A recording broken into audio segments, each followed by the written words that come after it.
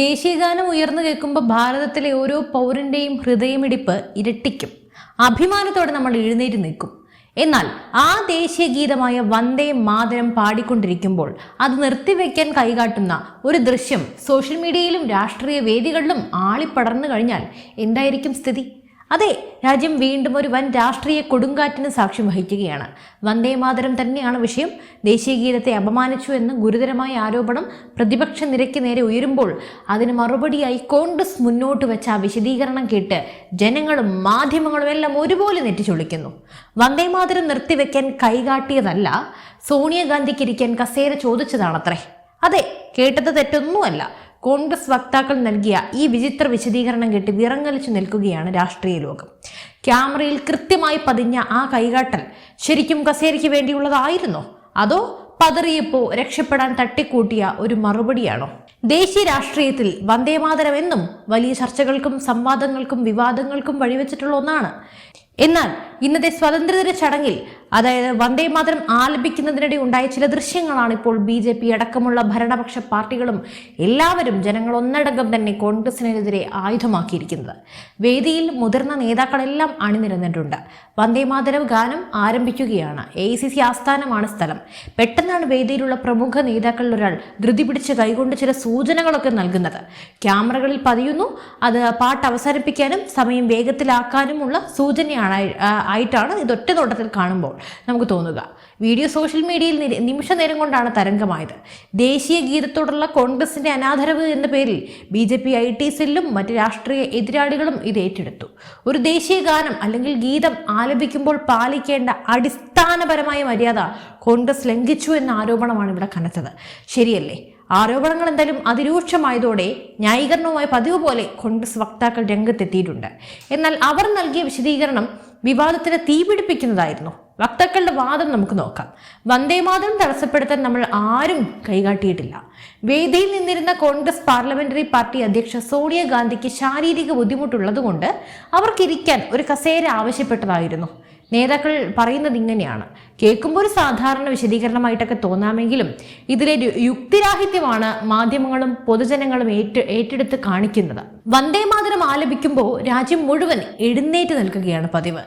അത്തരമൊരു ഗൗരവമേറിയ നിമിഷത്തിൽ സോണിയാഗാന്ധിക്ക് ഇരിക്കാൻ കസേര ചോദിക്കാനാണോ ക്യാമറയ്ക്ക് മുന്നിലൂടെ അത്രയും ധൃതി പിടിച്ച് ആംഗ്യം കാണിച്ചത്?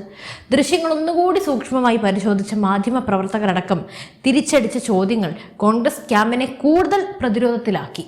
മാധ്യമങ്ങൾ ചോദിക്കുന്ന ചോദ്യങ്ങൾ തികച്ചും പ്രസക്തമായിട്ടുള്ളതാണ്. ഒന്നാമത്തെ ചോദ്യം ഞാൻ പറയാം. ആ ദൃശ്യങ്ങളിൽ എവിടെയാണ് കസേര കൊണ്ടുവരാനുള്ള സൂചന കാണിക്കുന്നത്? കൈ കാണിച്ച് പാട്ട് ചുരുക്കാനോ നിർത്തിവെക്കാനോ പറയുന്ന രീതിയിലുള്ള ആംഗ്യമാണത്. ഞാൻ തന്നെ അത് 1-2 വട്ടം നോക്കിയതാണ്. എന്നിട്ടാണ് ഈ വീഡിയോയിലേക്ക് കടന്നത് തന്നെ. രണ്ടാമതായി, സോണിയാഗാന്ധിക്ക് കസേര വേണമെങ്കിൽ അത് വേദിയിലുള്ള സംഘാടകരോട് സ്വകാര്യമായി പറയുന്നതിന് പകരം ദേശീയ ഗീതം ആലപിക്കുന്നതിനിടയിൽ ഇത്രയും പരസ്യമായി കൈകാട്ടിയ ആശയക്കുഴപ്പം ഉണ്ടാക്കേണ്ട ആവശ്യം എന്തായിരുന്നു? മൂന്നാമത്തെ ചോദ്യം, മുമ്പും സമാനമായ രീതിയിൽ അല്ലെങ്കിലും ഇപ്പോൾ തന്നെ വന്ദേമാതരം കേവലം ഒരു വരിയിൽ ഒതുക്കാൻ നേതാക്കൾ മുതിർന്ന സംഭവങ്ങൾ ഉണ്ടായിട്ടുണ്ട്. മുമ്പ് കർണാടകയിലെ ഒരു റാലിയിൽ വന്ദേമാതരം ഒറ്റ വരിയിലാക്കി വേഗത്തിൽ തീർക്കാൻ രാഹുൽ ഗാന്ധി വാച്ചിലേക്ക് നോക്കി ആംഗ്യം കാണിച്ച രീതിയിലുള്ള വിവാദം ഉണ്ടായിട്ടുണ്ട്. അന്ന് അതിനെ കോൺഗ്രസ് പ്രതിരോധിച്ചെങ്കിലും ചരിത്രത്തിൽ പലപ്പോഴും വന്ദേമാതരത്തോട് കോൺഗ്രസ് പുലർത്തുന്ന ഈ സമീപനം വീണ്ടും വീണ്ടും ചോദ്യം ചെയ്യപ്പെടുകയാണ്. ഈ വിഷയത്തിന്റെ ആഴം മനസ്സിലാക്കണമെങ്കിൽ നമ്മൾ ഇതിന്റെ ചരിത്രപരമായ പശ്ചാത്തലം കൂടി പരിശോധിക്കണമല്ലോ. വന്ദേമാതരവും കോൺഗ്രസും തമ്മിലുള്ള ബന്ധം ഇന്നോ ഇന്നലെയോ തുടങ്ങിയതല്ല. 1896 കോൺഗ്രസ് സമ്മേളനത്തിൽ രവീന്ദ്രനാഥ ടാഗോറാണ് വന്ദേമാതരം ആദ്യമായി വേദിയിൽ വെച്ച് ആലപിക്കുന്നത്. ഇന്ത്യയുടെ സ്വാതന്ത്ര്യ സമര പ്രസ്ഥാനത്തിന് ഏറ്റവും കൂടുതൽ ഊർജം നൽകിയ മുദ്രാവാക്യമായിരുന്നു വന്ദേമാതരം. എന്നാൽ 1837 കോൺഗ്രസ് വർക്കിംഗ് കമ്മിറ്റി ഒരു തീരുമാനമെടുത്തു. വന്ദേമാതരത്തിലെ ആദ്യത്തെ 2 വരികൾ എന്ന് വെച്ചാൽ സ്റ്റാൻസാസ് മാത്രം ദേശീയ പരിപാടികളിൽ ആലപിച്ചാൽ മതി എന്നായിരുന്നു അത്. ബങ്കിം ചന്ദ്ര ചാറ്റർജിയുടെ ആനന്ദമഠം എന്ന നോവലിലെ ചില വരികൾക്ക് മേൽ ഉയർന്ന വിയോജിപ്പുകളും വർഗീയ ചേരിതിരിവ് ഒഴിവാക്കാനുള്ള ടാഗോറിന്റെ നിർദ്ദേശവും മുൻനിർത്തിയാണ് കോൺഗ്രസ് ഈ തീരുമാനമെടുത്തത്. എന്നാൽ നമ്മളിതിനെ കാണേണ്ടത് തികച്ചും രാഷ്ട്രീയപരമായിട്ടാണ്. മുഹമ്മദ് അലി ജിന്നയുടെയും ലീഗിന്റെയും സമ്മർദ്ദത്തിന് വഴങ്ങി കോൺഗ്രസ് വന്ദേമാതരത്തെ തുണ്ടമാക്കി മാറ്റുകയെന്ന് തന്നെയാണ് നമുക്ക് ഇതിൽ നിന്നും മനസ്സിലാക്കാനുള്ളത്. ചരിത്രം അത്തരത്തിൽ തന്നെയാണ് നമുക്കതിനെ മനസ്സിലാക്കി തരുന്നത്. 150 49ാം വാർഷിക വേളയിൽ പോലും വന്ദേമാതരത്തെ ചൊല്ലി പാർലമെന്റിലും പുറത്തും വലിയ വാഗ്വാദങ്ങളാണ് നടന്നത്. ഇവിടെയാണ് ഈ കസേര വിവാദം കേവലം ഒരു ആംഗ്യത്തിന്റെ മാത്രം പ്രശ്നമല്ലാതായി മാറുന്നത്. ഒരു വശത്ത് BJP ഈ വിഷയം വോട്ട് ബാങ്ക് രാഷ്ട്രീയത്തിന്റെ തെളിവായിട്ട് ഉയർത്തിക്കാട്ടുന്നു എന്ന ആരോപണം ഉയർന്നാൽ പോലും കോൺഗ്രസ് നെഹ്റുവിയൻ കാലം മുതൽ ദേശീയ ചിഹ്നങ്ങളോടും ഗീതങ്ങളോടും വിമുഖത കാണിക്കുന്നു എന്നത് ഒരു യാഥാർത്ഥ്യമാണ്. കോൺഗ്രസ് ഇതിനെ കേന്ദ്ര സർക്കാരിന്റെ കപട ദേശീയതയെല്ലാം ചിത്രീകരിക്കാൻ പ്രതിരോധിക്കാനൊക്കെ ശ്രമിക്കുന്നുണ്ട്.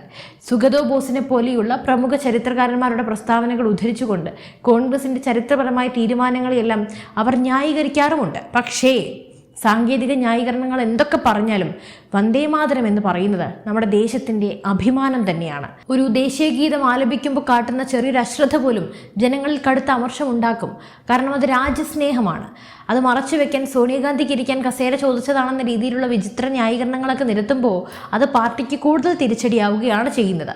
വസ്തുതാപരമായി പരിശോധിച്ചാൽ എന്തായിരിക്കാം അവിടെ സംഭവിച്ചത് എന്നറിയാമോ? ഒന്നുകിൽ പ്രോട്ടോകോൾ ലംഘനമാണ്. അതായത് പരിപാടിയുടെ സമയക്രമം പാലിക്കാനുള്ള ധൃതിയിൽ വന്ദേമാതരം പ്ലാൻ ചെയ്തതിനേക്കാൾ നീണ്ടുപോയപ്പോൾ നേതാക്കളിൽ ആരോ അത് പെട്ടെന്ന് അവസാനിപ്പിക്കാൻ സൂചന നൽകിയതാകാം. പക്ഷേ അങ്ങനെ ഒരു തരത്തിലും നമുക്കത് അംഗീകരിക്കാൻ സാധിക്കില്ല. കാരണം വന്ദേമാതരം മുഴുവനായി പാടിക്കഴിഞ്ഞാൽ അവരുടെ പല പ്രതിച്ഛായകളും അവർ കെട്ടിക്കൊണ്ടിരിക്കുന്ന അത് വെച്ച് കെട്ടിയ പല പ്രതിച്ഛായകളും അവിടെ നിഷ്കരണം ഇല്ലാതാകും. അതുകൊണ്ട് തന്നെ വന്ദേമാതരത്തോട് അവർക്കൊരു ശത്രുതയാണല്ലോ. കോൺഗ്രസ് പിന്നെ രാജ്യവിരുദ്ധ കാര്യങ്ങൾക്ക് ഏറ്റവും കൂടുതൽ മുന്നിൽ, അതും ഏറ്റവും ഊർജ്ജസ്വലരായി നിൽക്കുന്ന ആളുകളാണ്. അവരിപ്പോൾ വന്ദേമാതരത്തെ തള്ളിപ്പറയും. ഇനി വേണ്ടി വന്നാൽ ഭാവിയിൽ നമ്മുടെ സൈന്യത്തെ പോലും തള്ളിപ്പറയുന്ന ആൾക്കാരാണ്. അത്തരത്തിലാണ് നമ്മളുടെ ചരിത്രമെല്ലാം നമുക്ക് മനസ്സിലാക്കി തരുന്നതും. ഇവരുടെ എല്ലാം കയ്യിൽ നമ്മുടെ രാജ്യത്തെ കിട്ടിയാലുള്ള അവസ്ഥയൊന്ന് ഓർത്തു നോക്കൂ. തുണ്ടം തുണ്ടമായി നമ്മുടെ കയ്യിൽ വെച്ച് തരും ഇത് ഇന്ത്യ എന്നും പറഞ്ഞ്. പാകിസ്ഥാനും ബംഗ്ലാദേശും എല്ലാം വിഭജിച്ചതുപോലെ ഇന്ത്യയെ എന്ന് തുണ്ടം തുണ്ടമാക്കി വെട്ടി മുറിക്കാമെന്നതാണ് അവർ കാത്തിരിക്കുന്നത്. ഭാവി പ്രധാനമന്ത്രി കസേരയേക്കാൾ ഉപരി അവർ ആഗ്രഹിക്കുന്നതും കാത്തിരിക്കുന്നതും അങ്ങനെ ഒരു നിമിഷത്തെക്കുറിച്ചാണ്. അല്ലെങ്കിൽ അവർക്ക് എന്തുകൊണ്ട് നമ്മുടെ ദേശീയ താല്പര്യങ്ങളോട് ഇത്രത്തോളം വിമുഖത? നിങ്ങൾ തന്നെ ചിന്തിച്ചു നോക്കൂ. ദേശീയ താല്പര്യങ്ങളോട് ഇത്രത്തോളം വിമുഖത കാണിക്കുന്ന മറ്റേതെങ്കിലും ഒരു രാഷ്ട്രീയ പാർട്ടി നമ്മുടെ രാജ്യത്തുണ്ടോ? കോൺഗ്രസിനെ ഇപ്പോൾ പലരും മറന്നു വരുന്നുണ്ട്. പക്ഷെ അവർ ഓർമ്മിപ്പിക്കാൻ വേണ്ടി ഇത്തരത്തിലുള്ള ഓരോരോ കുരുട്ടു ബുദ്ധികളാണ് അവർ പുറത്തെടുക്കുന്നത്. എന്തായാലും ഈ വിഷയത്തിൽ നിങ്ങളുടെ അഭിപ്രായങ്ങൾ എന്താണ്? തീർച്ചയായും നിങ്ങളുടെ അഭിപ്രായങ്ങൾ താഴെ കമൻറ്റ് ചെയ്യൂ. മറ്റൊരു വിഷയമായി വീണ്ടും എത്തും വരെ നന്ദി.